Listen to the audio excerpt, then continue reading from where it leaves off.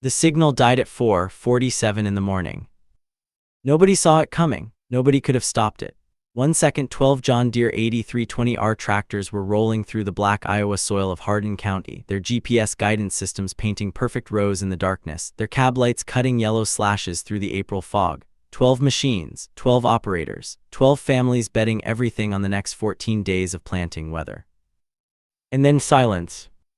Not the silence of engines stopping. The engines kept running. The silence of direction, of purpose, of the invisible hand that had been steering those tractors for 3 seasons suddenly letting go, all at once, without warning, somewhere in the scrambled frequencies above rural Iowa.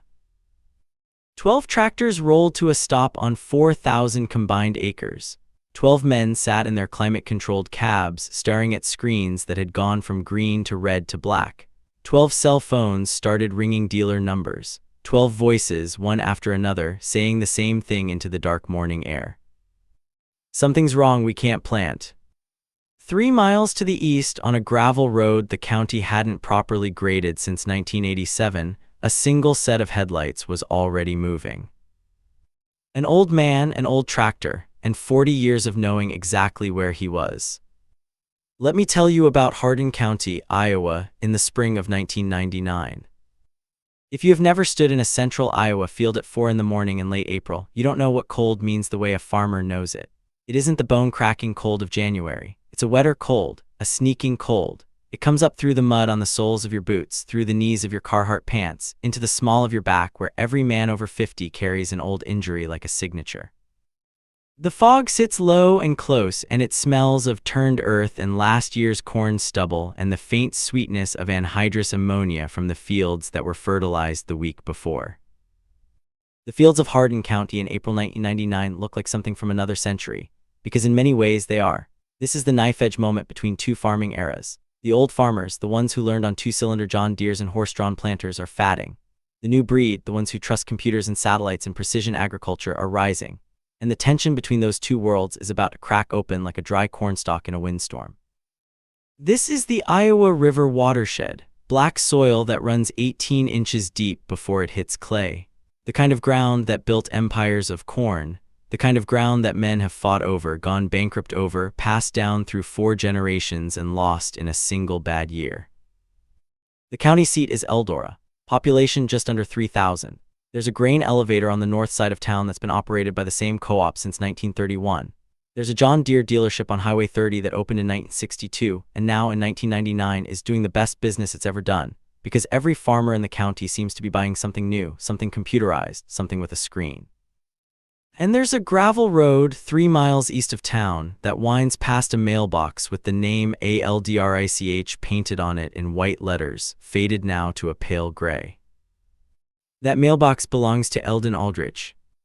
And Eldon Aldrich is already in his field. Let me tell you about Eldon Aldrich. He was 63 years old that April. Not a tall man, 5'9" on a good day, maybe 5'8" since his back started giving him trouble in 1991. He had hands that looked like they'd been carved from walnut root, thick fingers, knuckles swollen from 30 years of cold mornings and mechanical work. When he shook your hand, you knew it, not because he was trying to prove something, just because that's what hands like that do. He'd been farming this same ground since 1961. He took it over from his father, Harold, who'd taken it from his father, Glenn, who'd broken the original sod back before the First World War. 4 generations on the same 320 acres. The deed at the county courthouse had Aldrich written on it 3 different times in 3 different hands, ink from 3 different centuries.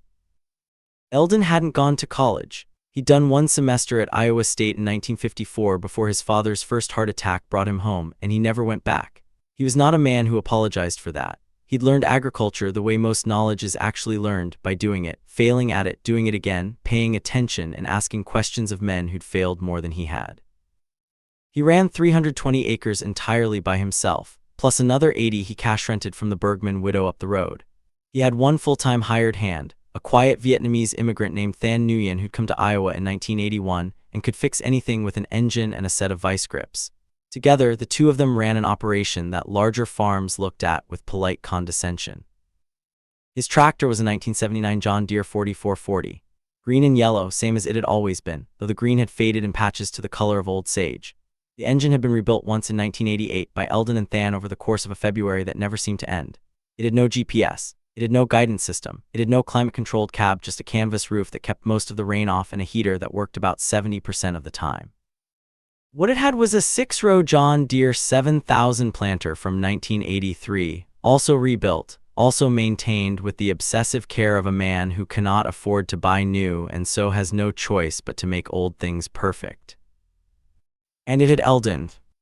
He knew those 320 acres the way you know the layout of your childhood home in the dark. Every low spot that held water 3 days after rain. Every slight rise where the soil dried faster and needed to be planted shallower. Every corner where his father had once lost a planter wheel to a buried limestone shelf and where Eldon, to this day, lifted the planter a half-inch before he got there. He didn't need a satellite to tell him where he was. He had always known where he was. Now let me tell you about the man who lived on the other side of the county. Dale Crominga was 41 years old in the spring of 1999, and he had been the most successful farmer in Hardin County for the better part of a decade. If your measure of success is acreage operated and equipment owned, which in Hardin County in 1999 was most people's measure. He farmed 4,000 acres. Not owned, he owned about 800 of it. The rest was rented, assembled piece by piece over the prior 15 years as smaller operators sold out or died out or simply couldn't afford to keep going. Some of those farms had been in families for generations. Dale Crominga had a gift for showing up at the right moment with a number on a piece of paper and a smile that didn't quite reach his eyes. He was not a cruel man, not exactly. He was a certain man, certain he was right, certain that bigger was better, certain that the future of agriculture was in technology and that men who didn't adapt deserved what came to them. He'd been one of the first farmers in Hardin County to adopt RTK GPS guidance in 1997. He'd paid $47,000 for the system across 3 of his tractors, John Deere 8300s, each one brand new, each one smelling of factory paint and fresh hydraulic fluid. He'd stood in the John Deere dealership on Highway 30 and written that check the way a man signs a trophy. This, he'd said to the salesman, a young man named Brad who wore a collar shirt with the John Deere logo stitched above the pocket, is what separates the farmers from the hobbyists. He'd said it loud enough for the 3 men standing in the parts department to hear. One of those men was Than Nguyen, who had come in for a hydraulic fitting for Eldon Aldrich's 4440. Than had said nothing. He'd paid for his fitting and driven back to the Aldrich farm in Eldon's 1984 F-250 and told Eldon what he'd heard. Eldon had listened. He'd turned the fitting over in his hand. He'd said, "Well, that's something." And then he'd gone back to work. By spring of 1999, Dale Crominga operated 12 tractors. 12, each one equipped with GPS, each one capable of auto-steering within 2 centimeters of its intended path. He employed 6 full-time operators and 2 mechanics. He had a dedicated agronomist on retainer. He had a $1.2 million operating loan from Iowa State Bank, the largest single ag loan the Eldora branch had ever extended, and he had every intention of making that look like a small bet by harvest time. He had told anyone who would listen that the days of the small operator were numbered. He had said this more than once in the presence of men like Eldon Aldrich.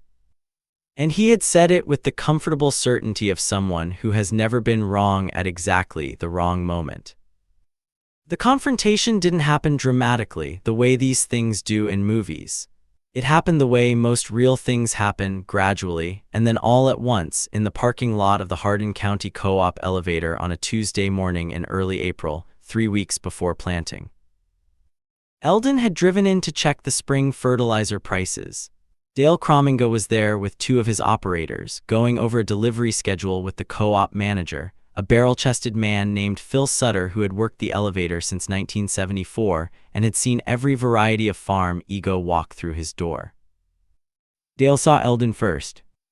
"Eldon Aldrich," he said it the way you say the name of something you've seen in a museum, historical, slightly sad. "You get that old 44 running."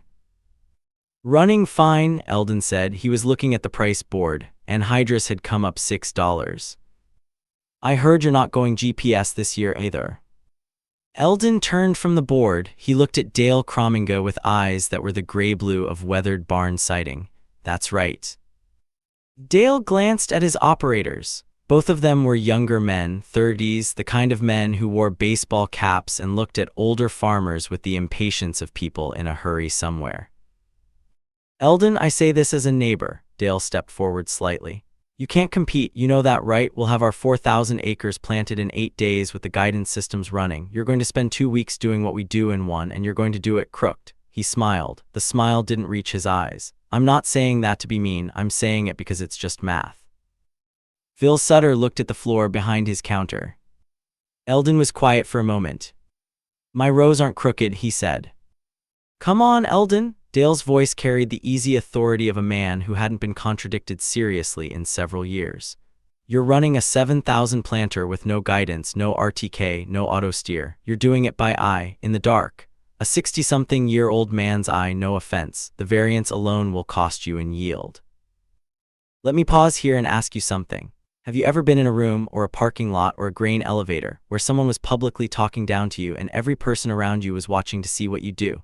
Where the words being said were designed not just to correct you, but to diminish you, to make you smaller in front of an audience? That is a particular kind of moment. The way a man responds to it tells you everything. Eldon Aldrich looked at Dale Crominga for 3 seconds, 4, 5. "We'll see how it comes out," he said. He picked up his price sheet from the counter. He nodded to Phil Sutter. He walked to his truck. Dale watched him go. He turned to his operators and said, quietly but not quietly enough, "That man is going to be out of farming in 5 years." Phil Sutter, who had known Eldon Aldrich for 30 years, picked up his pencil and went back to his order sheet and said absolutely nothing. But he heard it. And he remembered it. Now we come to the morning of April 24, 1999. The National Weather Service had been tracking a slow-moving cold front for 4 days. Every farmer in Hardin County had the same calculation running in his head. The window for corn planting in central Iowa is short and cruel.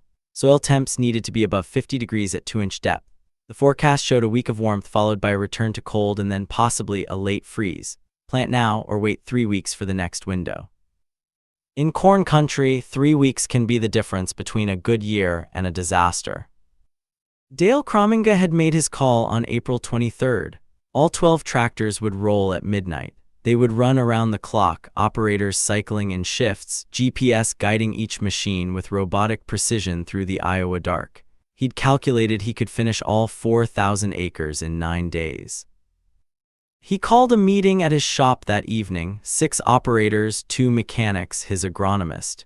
He went over the plan the way a general goes over a campaign. "We've got the weather window," he said. "We've got the machines. We've got the technology." He paused for effect. "We're going to plant 4,000 acres while the neighbors are still getting their equipment ready." Somewhere across the county, Eldon Aldrich and Than Nguyen were in the shop too. They were replacing the 2 worn disc openers on the number 4 row of the 7,000 planter. The shop smelled of gear oil and old wood and the coffee that had been sitting on the hot plate too long. Than handed Eldon a wrench. Eldon set the opener into place. They'd been doing this for 18 years. Neither of them said much. The work spoke. Here is what Dale Crominga didn't know about Eldon Aldrich. Here is what almost nobody in Hardin County knew, because Eldon was not a man who explained himself. For 40 years, Eldon had been building something that no satellite had helped him with. He called it, in the rare moments he described it at all, reading the ground. His father had taught him the beginning of it. The rest he'd built himself. Every field he farmed had what he called a map. Not a paper map, not a computer map. A map in his head built from 40 seasons of observation, error, and correction. He knew without a GPS coordinate the exact location of every drainage tile on his 320 acres. He knew where the old fence rows had been before consolidation, because the soil microbiome changed across those old boundaries in ways you could feel in the draft of the tractor.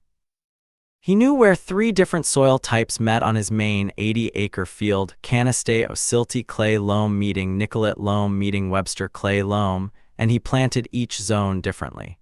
Not because a computer told him to, because he'd watched the yield differences for 20 years and understood what he was seeing. He had developed over those 40 years a technique for running straight rows at night without any guidance system.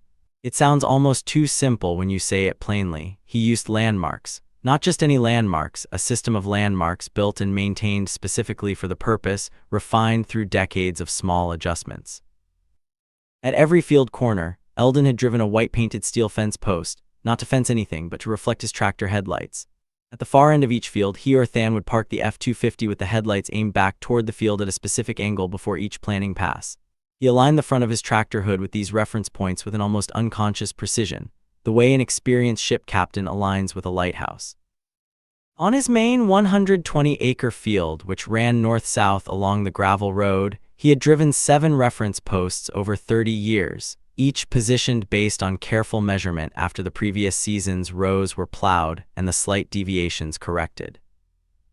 His rows had been checked 3 times, once by an extension agent in 1978 who was skeptical, once by Than in 1991 with a tape measure, and once by a precision ag consultant in 1996 who had come out to sell Eldon a GPS system.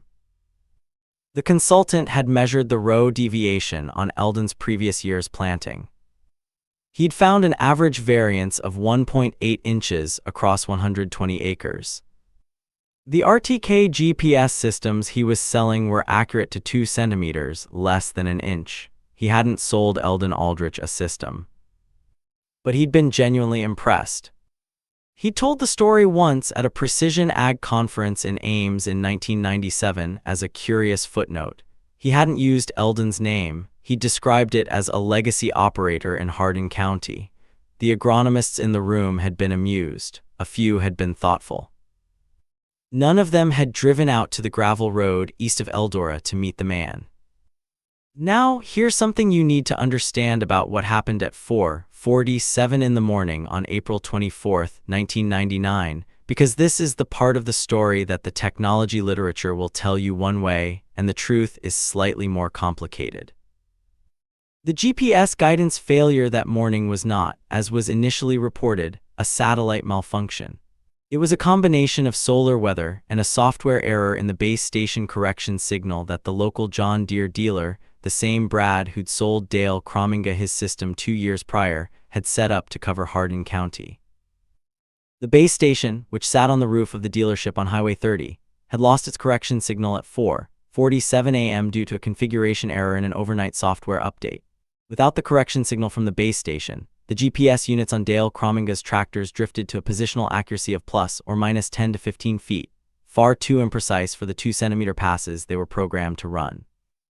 The guidance systems, operating exactly as designed, detected the accuracy loss and stopped the auto-steering function.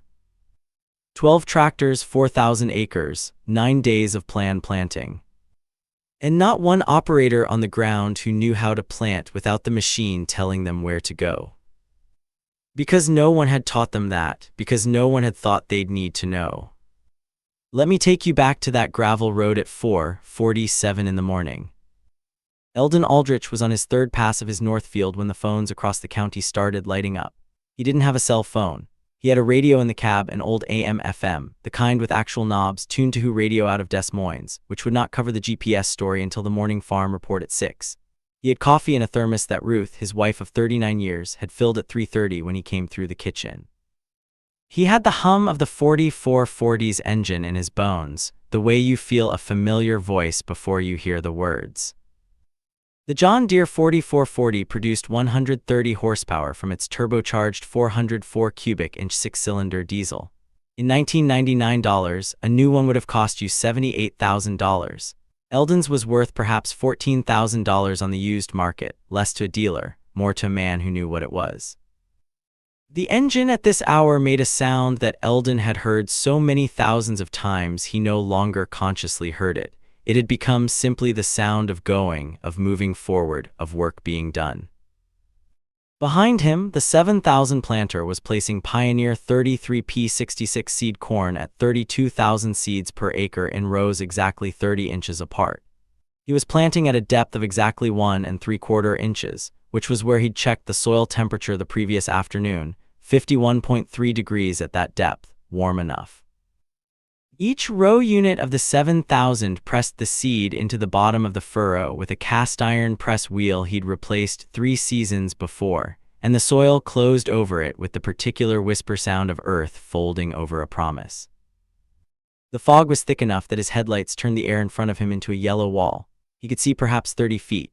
The white post at the far end of the field was invisible in the fog, but that didn't matter because at this range the alignment was done by the slight grade of the land and the sound of his left front tire on the previous pass's pressed soil. He could feel through the steering wheel when he drifted. After 40 years, it was less than a thought. It was the body knowing. The sun came up at 6:12 that morning, not as a sunrise exactly, more as a general lightening of the fog from black to gray to pale, luminous white. By the time the farm report came on radio at 6, Eldon was on his 9th pass. The passes were clean. Behind him, the field looked like a ruled page, dark lines across dark earth, the pressed soil of each closed furrow barely distinguishable from the row middles, everything in its place. At 6:18, Than Nguyen arrived in the F-250. He knocked on the cab door. Eldon brought the tractor to the end of the row, stopped, and opened the door. Than handed up a fresh thermos and said, in the even way he said most things, "Crominga's tractors are all stopped." Eldon looked at him.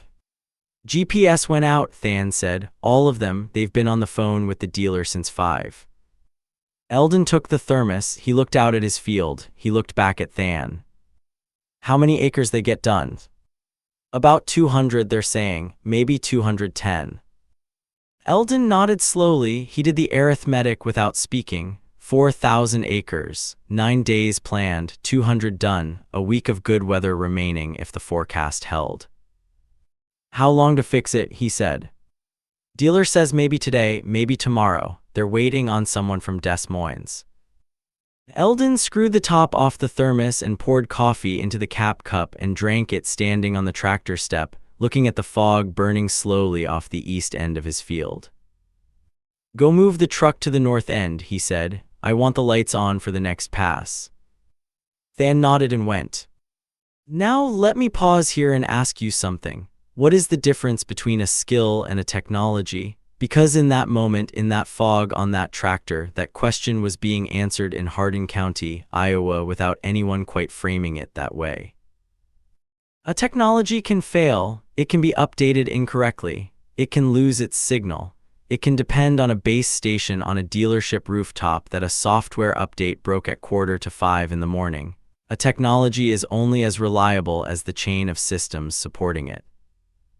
A skill lives in the body. It lives in the hands on a steering wheel, in the eyes trained across 40 seasons to read ground and grade and landmark. A skill can be cold, it can be tired, it can ache in the small of its back, but it cannot lose its signal. It cannot wait for a technician from Des Moines. Eldon Aldrich turned his tractor around at the end of the row, aligned with the truck lights Than had positioned, and kept planting. By 8 in the morning, he'd done 80 acres. By noon on the south field now, 160. By 4 in the afternoon, when the technician from Des Moines finally found and corrected the base station configuration error and Dale Crominga's 12 tractors began rolling again, Eldon Aldrich had planted 230 acres. Alone with a 20-year-old tractor, and the only guidance system that had never once in 40 years failed him. He ate his lunch, a ham sandwich Ruth had packed in wax paper, sitting on the tractor step with the engine running, looking at the south field. The fog had burned off completely by now. The afternoon light came in low and yellow gold, the particular Iowa light of a late April afternoon, and the planted ground was dark and even and fine. He ate the sandwich, he drank his coffee, he got back in the cab. He kept going. It was Phil Sutter at the co-op elevator who first understood what had happened. Phil had been making calls all morning, co-op business, checking on delivery schedules, the ordinary machinery of the grain trade. He'd heard about the GPS failure from 2 separate farmers who'd called to push back fertilizer deliveries because their planting was stalled. He'd heard, through the particular grapevine that runs through every small Iowa town, that Dale Crominga's whole operation was sitting idle in the fields. And then he'd driven out the gravel road east of Eldora on an unrelated errand. He needed to check on the Bergman widow's tile outlet for insurance purposes, the widow being one of his co-op's longtime members, and he'd seen Eldon Aldrich's fields. He sat in his truck on the gravel road for a long moment. The fields were more than half planted. The rows were straight. They were, from the road, indistinguishable from the GPS-guided fields that Dale Crominga had finished on adjacent ground the previous week. Phil Sutter is not a sentimental man, he will tell you that himself. He's a numbers man. He ran the co-op for 30 years on numbers and didn't apologize for it. but he sat on that gravel road and looked at those fields, and he felt something that took him a moment to name.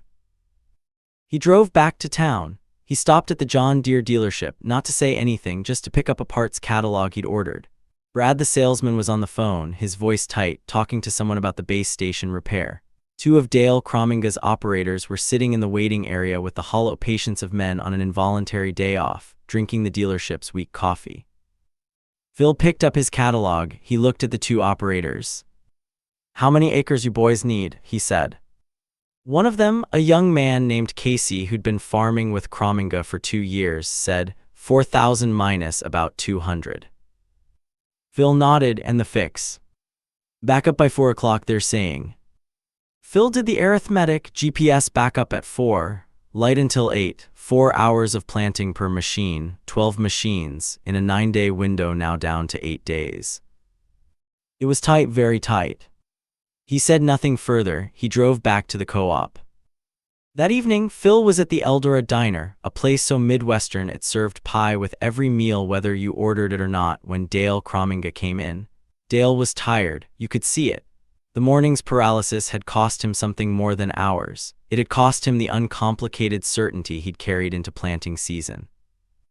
He sat down across from Phil, who was eating a pork tenderloin sandwich and doing paperwork. "You hear about the GPS?" Dale said. "I heard," Phil said. Dale was quiet for a moment, lost about 11 hours across the operation. "I drove past the Aldrich place this afternoon," Phil said. He said it the way you say a thing that is simply true and requires no additional decoration. Dale looked at him. "He's about done with his first 200 acres, Phil said, "just him and Than." Dale didn't say anything. There's a particular silence that falls on a man when the thing he's been certain about turns out to be less certain than he thought. It isn't the silence of anger, exactly. It isn't quite the silence of embarrassment. It's something older and more humbling than either of those, the silence of a man watching the world not quite cooperate with his version of it. Dale Crominga sat in that silence for a long moment. "Row straight," he finally said. Phil looked at him over his coffee cup. "Couldn't tell the difference," he said. Eldon Aldrich finished planting his 400 acres on May 2, 1999. It took him 9 days, the same 9 days Dale Crominga had projected for his operation, though Crominga's team finished their 4,000 acres on May 5, 3 days later than planned due to the GPS delay and 2 additional weather days that reduced their operating hours. The 1999 corn crop in Hardin County was, by most measures, a good one. Final yield data from the county extension office showed a county average of 168 bushels per acre, up from 159 the previous year. Eldon Aldrich's fields yielded 171 bushels per acre. Dale Crominga's fields, with all their precision agriculture advantage, averaged 169. The difference, 2 bushels per acre, is, in the cold mathematics of grain farming, not a significant margin. Agronomists would tell you it falls within the normal variation of measurement. Precision ag advocates would correctly point out that Crominga's acreage scale still generated far more total revenue than Aldrich's. But here's what the numbers don't capture. In the week after the GPS failure, Brad the salesman at the John Deere dealership on Highway 30 received 11 calls from Hardin County farmers asking the same question in different words. What happens if it goes down again? Some of those farmers were customers. Some were not. Brad answered as honestly as he could, which meant explaining base station redundancy and backup systems and the increasing reliability of RTK networks, all of which was true. But the question kept getting asked, because questions, once loose in the air of a small community, are hard to put back. Phil Sutter told the story at the annual co-op meeting that November. He didn't tell it as a parable or a lesson. He told it as a fact, a thing that had happened, a thing worth knowing. The room was quiet while he spoke. Afterward, a farmer named Gordy Breitsprecher, 60 years old, Pocahontas County native, had been farming since 1963, came up to Phil and said, "You know, my dad always said you should be able to do it yourself if the machine stops." Phil had nodded. "Your dad was right," he said. Eldon didn't hear about the co-op meeting until spring of 2000 when Phil told him at the elevator. He listened.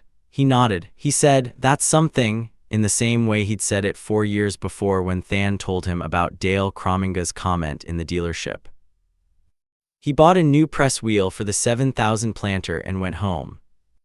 In the years that followed, precision agriculture did not go away. It grew. The GPS systems became more reliable, with greater redundancy and multiple correction signals.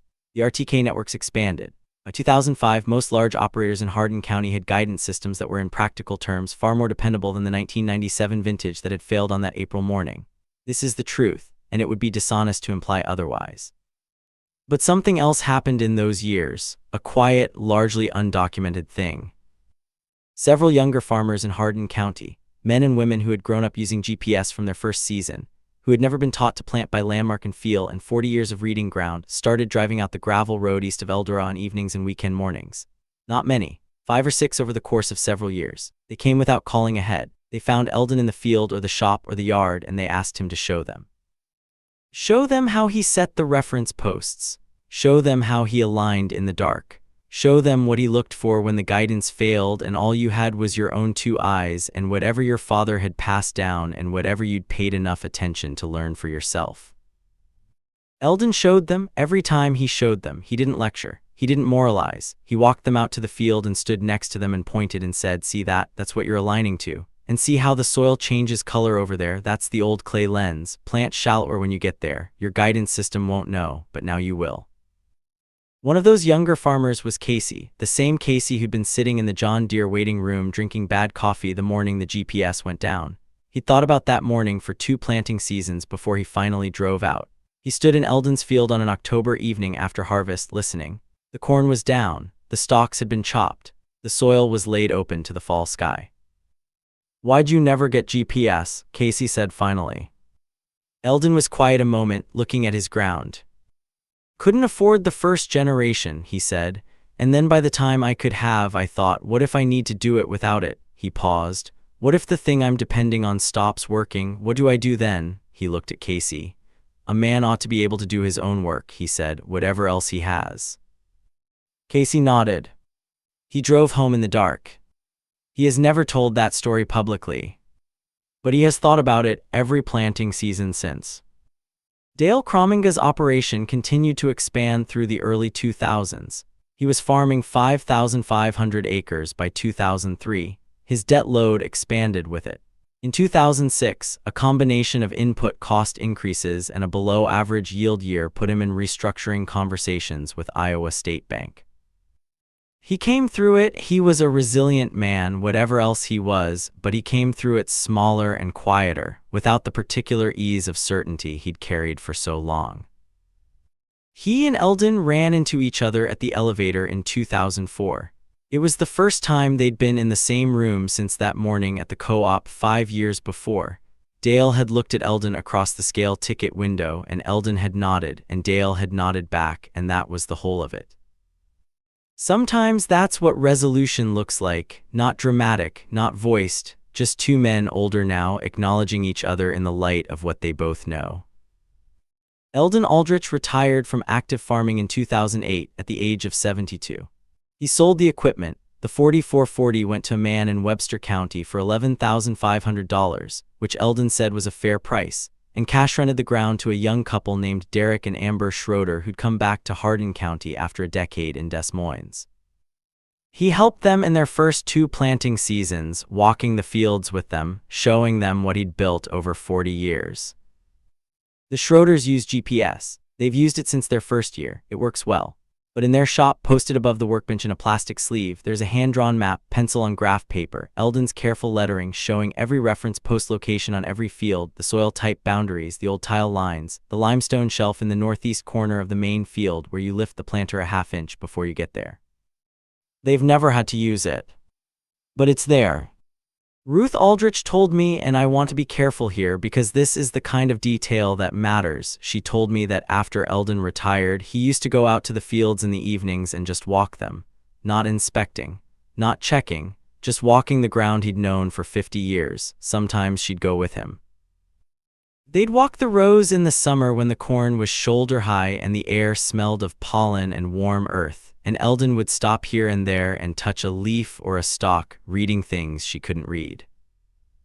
He knew every inch of it, she said. Even after he stopped farming it, he still knew every inch.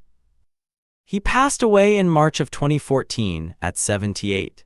The obituary in the Eldora Hardin County Index listed his survivors: Ruth, 3 children, 7 grandchildren, and 200 years of family on the same Hardin County ground. The reference posts are still in the field corners. The Schroeders have never moved them. Let me close with something I want you to sit with for a moment. We live in an age of extraordinary tools. I don't say that with irony, I say it with genuine wonder. The precision agriculture systems that now guide tractors across American fields are marvels. They reduce fuel use, improve yield consistency, allow one operator to do what once required 3. The GPS signals that failed for 11 hours on an April morning in 1999 now come from redundant satellite constellations with multiple correction networks, and they fail far less often, and when they do, the backup systems engage in seconds. I am not telling you this story to say that technology is bad.